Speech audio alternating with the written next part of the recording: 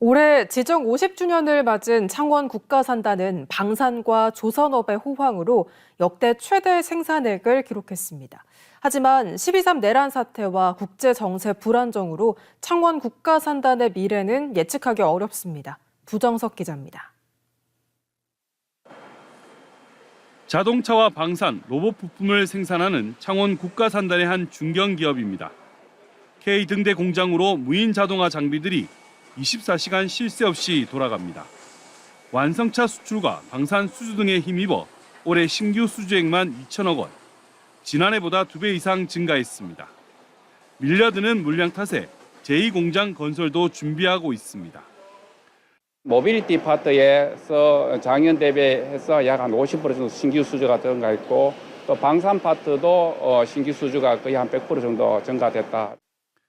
창원 국가산단 생산액이 역대 최대 규모인 60조 원 돌파를 앞두고 있습니다. 올해 3분기 총 생산액은 46조 2천억 원, 지난해 같은 기간보다 2조 원 정도 더 많습니다. 수출액도 130억 3만 달러로 최대 규모입니다. 창원 국가산단의 주력 사업인 방산과 조선, 원전 등 글로벌 수주 바람이 불면서 실제 생산과 수출로 이어졌습니다.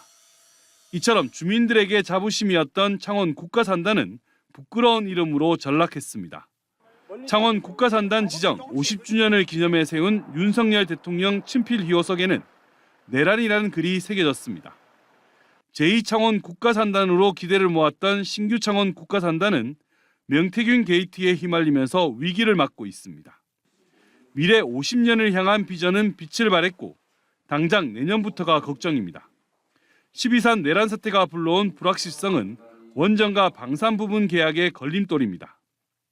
가공무역 중심의 창원 국가산단에 고환율의 공포는 이미 시작됐고 트럼프 대통령 취임 이후 통상 환경 변화도 예측하기 어렵습니다. 가장 큰 변수가 미국발 통상 환경 변화와 국내 산업 정책의 변화입니다. 이건 모두 예측 가능성이 거의 불가능한 상황인데요. 지정 50주년을 맞은 창원 국가산단.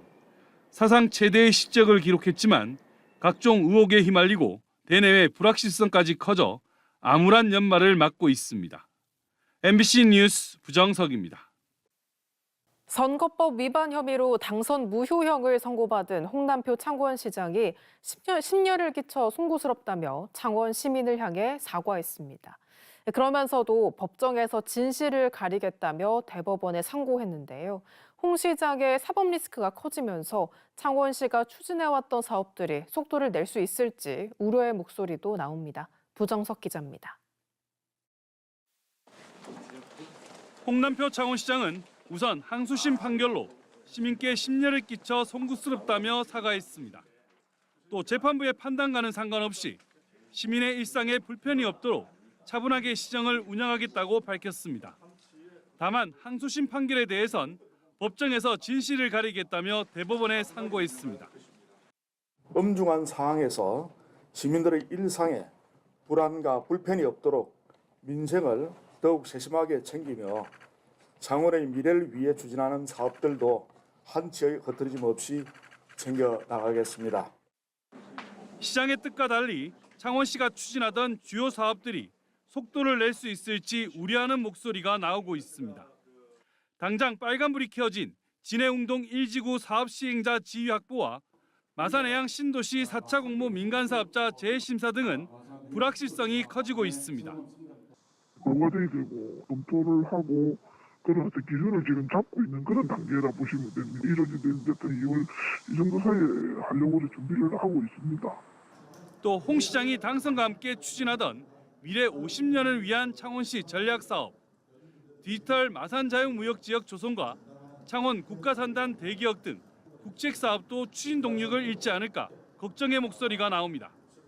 최고 결정권자가 어떤 정책 방향을 제시하지 못하면 우리 공무원들이 어떤 정책들을 집행하는 데 있어서 상당한 어려움이 발생할 수밖에 없거든요. 홍 시장은 또 검찰의 정치자금법 수사와 재판을 앞두고 있고 신규 창원 국가산단 명태균 게이트 관련 고발 등 넘어야 할 사법 리스크도 산적해 있습니다.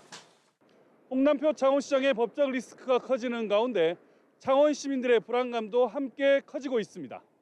MBC 뉴스 구정석입니다.